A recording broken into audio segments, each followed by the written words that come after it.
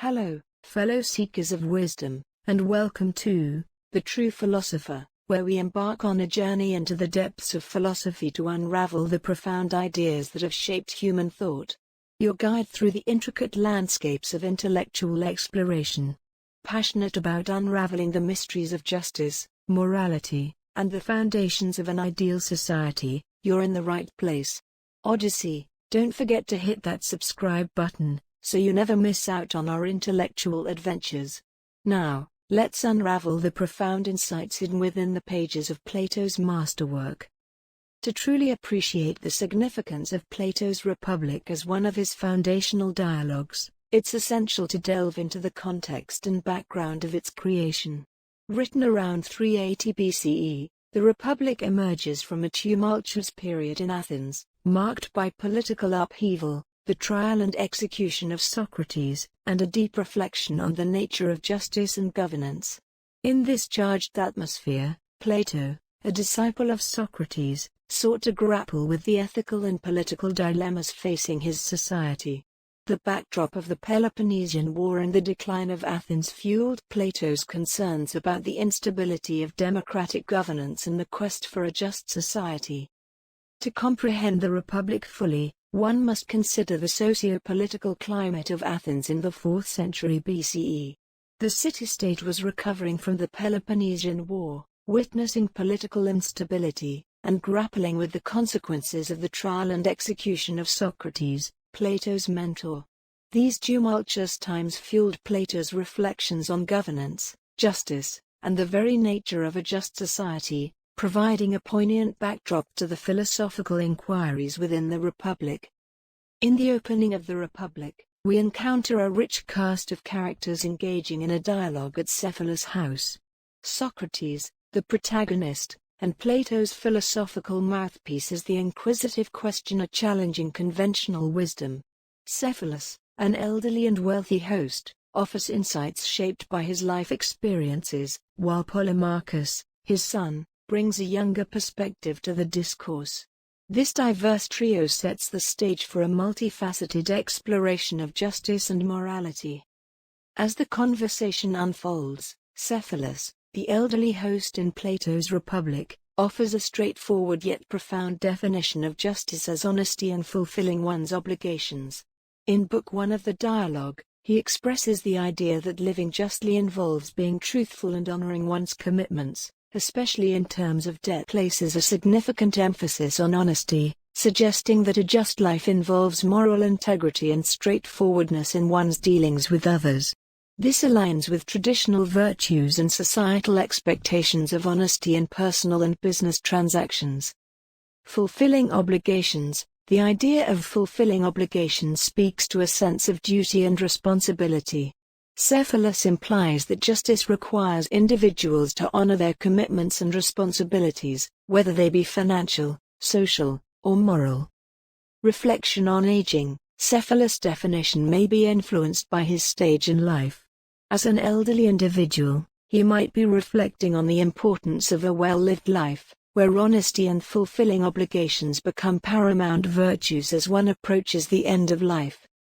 Wealth and social status. Cephalus, being a wealthy and influential figure, may view justice through the lens of his social standing.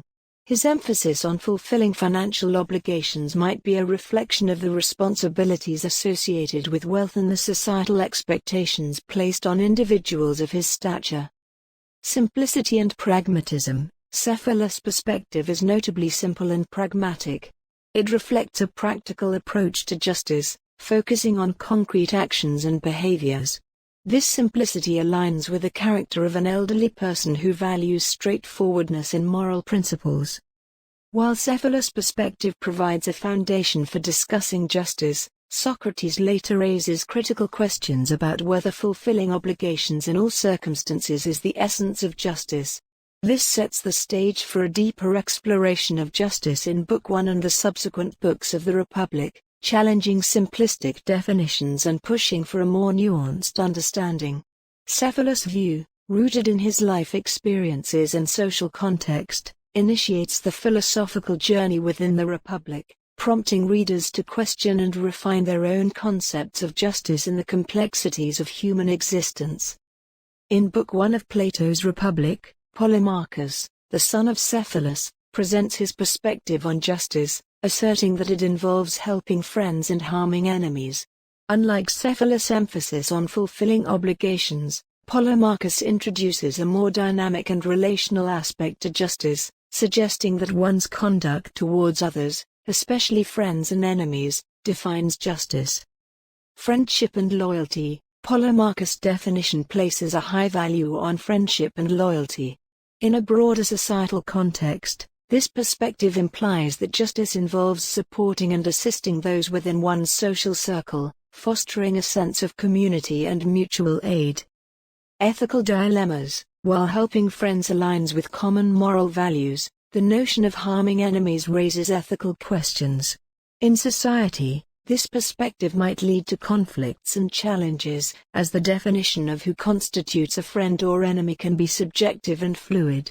Justice in conflict. Polemarchus' definition has societal implications in terms of justice during times of conflict or war.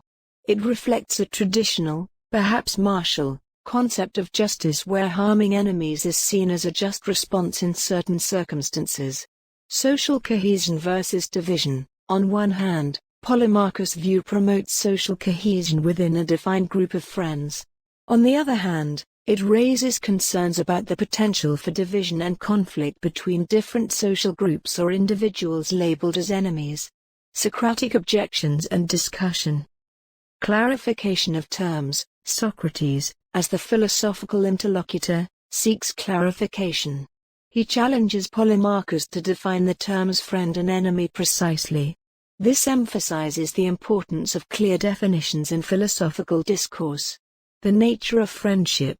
Socrates questions the nature of friendship, exploring whether true friendship should involve mutual benefit rather than just unilateral assistance. This challenges the assumption that helping friends is always just. Moral conundrums. Socratic objections highlight potential moral conundrums within Polemarchus' definition. Is it just to harm someone designated as an enemy without considering the context or the possibility of reconciliation?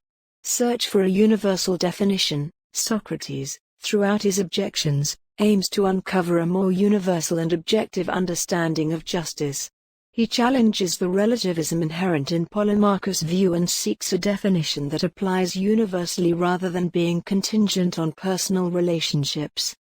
Socrates, in his critical objections, first challenges Cephalus' definition of justice as honesty and fulfilling one's obligations by questioning the assumed burdensomeness of old age and the potential ethical pitfalls associated with wealth, then turns to Polemarchus' perspective that justice involves helping friends and harming enemies, seeking precise definitions and raising ethical concerns about the nature of friendship, all the while employing nuanced questioning techniques to foster a dialectical inquiry aimed at uncovering a universal and profound understanding of justice, with the ongoing dialogue serving as the crucible for collaborative exploration and refinement of ideas, and this relentless pursuit of deeper insights into justice ultimately paves the way for the transition to the ideal state in subsequent books, where Socratic inquiry continues to play a central role in the examination of governance, education, and the construction of an ideal society within Plato's Republic.